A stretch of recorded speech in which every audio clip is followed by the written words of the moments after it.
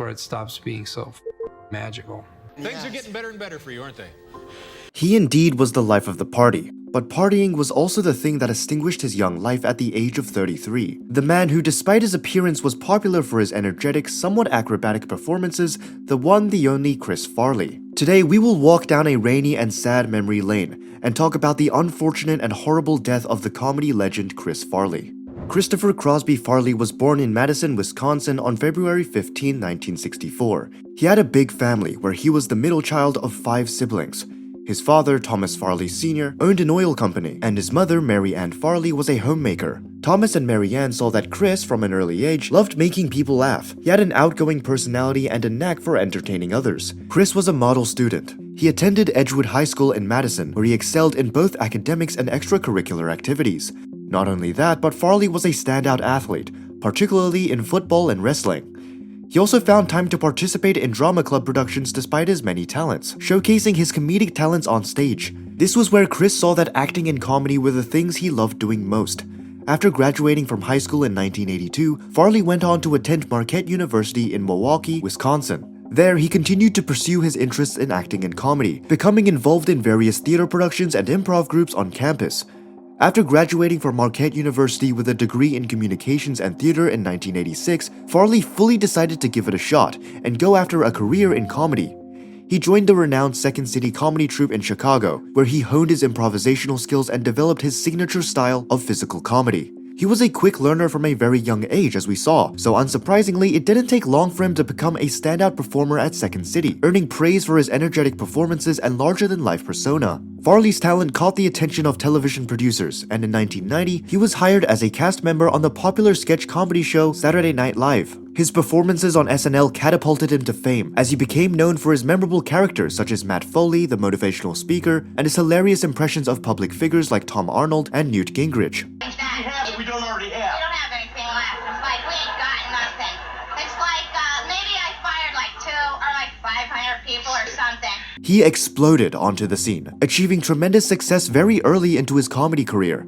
His performances on SNL helped solidify his status as one of the most talented comedians of his generation, paving the way for a successful career in film and television. After 4 seasons on SNL, Farley left the show early 1995 to pursue a career in Hollywood. In 1995, he starred in Tommy Boy. His performance and the lovable but clumsy Tommy Callahan earned him widespread acclaim, making him part of many other movies, some of the most popular ones being Black Sheep from 1996 and Beverly Hills Ninja from 1997. Make sure to show your support by liking this video and subscribing to our channel for more amazing videos. He was getting roles left and right. Popular comedians such as David Spade and Adam Sandler loved acting alongside him. And as we see the iconic status those two managed to reach, it's safe to say that Chris would be at the same level. But unlike those two, Chris had a problem. You could blame it on the way he worried about the critics responding to his movies, or maybe something else was going on in his private life. But the truth is, it was the fame. He struggled with various addictions, drinking too much alcohol, doing too many drugs, and overeating. He was in and out of weight loss centers, rehab clinics, and Alcoholics Anonymous meetings. Yet despite all of this, he just couldn't stop. He continued ruining his health, worrying not only his family but his friends as well. You're gonna die from that shit, buddy. You gotta stop. You gotta stop. And it's just not gonna end right. And then there you go. This was a segment from the documentary I Am Chris Farley, where not only Adam Sandler but many others think back to the time where they tried helping Chris. Others, like Chevy Chase, remember taking the tough love approach with Chris. Using Farley's adoration of SNL's original problem child, John Belushi, against him, Chase once told Farley, "Look, you're not John Belushi, and when you overdose or kill yourself, you will not have the same acclaim that John did. You don't have the record of accomplishment that he had." Regardless of how brutal or nice the approach was, words like these didn't reach him, as in the late 1990s, Farley continued to go on increasingly concerning benders, some of which reportedly involved heroin and cocaine. In 1997, just 2 months before Chris Farley's death, he returned to SNL to host the show he once dominated. His lack of stamina was shocking to the audience and cast, who could immediately tell something was wrong. Thank you, Chris. I've really learned some lessons tonight. You know what I've learned? I've learned lessons about responsibility. Being responsible, not only to myself, but to the people around me. Yeah. That means you guys.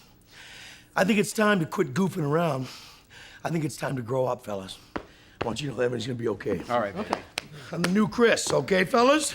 I can wholeheartedly say that everyone would be happy if this was the truth. Because even after 17 stints in rehab, Chris Farley could not outrun his demons. He couldn't keep his word. After a 4-day hinge involving booze and various drugs, Farley was found dead at age 33 on December 18, 1997. His brother found him laying in a Chicago apartment entryway, wearing only pajama bottoms. But before that moment, let's see what the days leading to his death looked like. His binge reportedly began at a club called Karma, where Farley partied until around 2 a.m.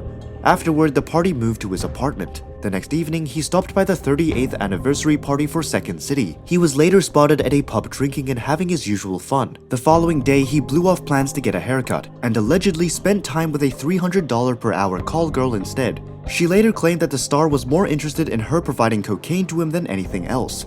When she was interviewed, as she probably was someone willing to talk, among all the people who had interacted with him in his last moments, she said, "I don't think he knew what he wanted. You could just tell he was on a rampage. He just kept bouncing from room to room." After all that passed, no one heard from Chris, so when his brother John went to check up on him, he was the one who found him dead. The police said they found no sign of any foul play. They didn't even find any drugs in the apartment, but after weeks of toxicology examinations, they determined Chris Farley's cause of death. While many immediately speculated that it was due to his drug and alcohol abuse, others also thought that it was due to heart failure. Some even thought that he choked to death while vomiting due to an overdose. Finally, in January 1998, the cause of death was revealed to be a deadly overdose of morphine and cocaine, known as a speedball. It was a shockingly similar combination of drugs that claimed the life of his hero, John Belushi, who also died at age 33 back in 1982. In Farley's case, another significant contributing factor was a narrowing of the arteries that supply the heart muscle, a common thing that happens to people who are obese.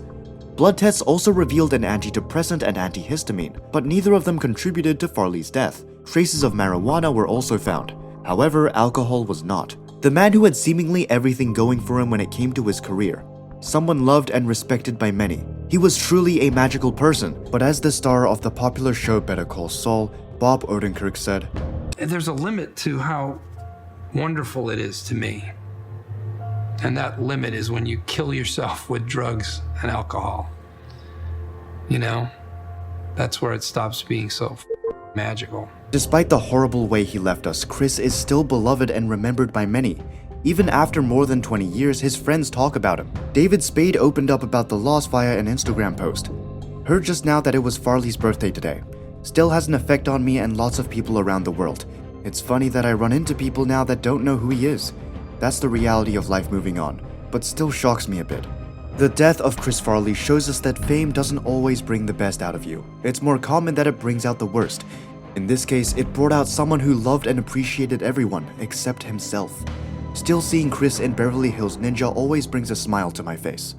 What's your favorite movie of his? Let us know in the comments below.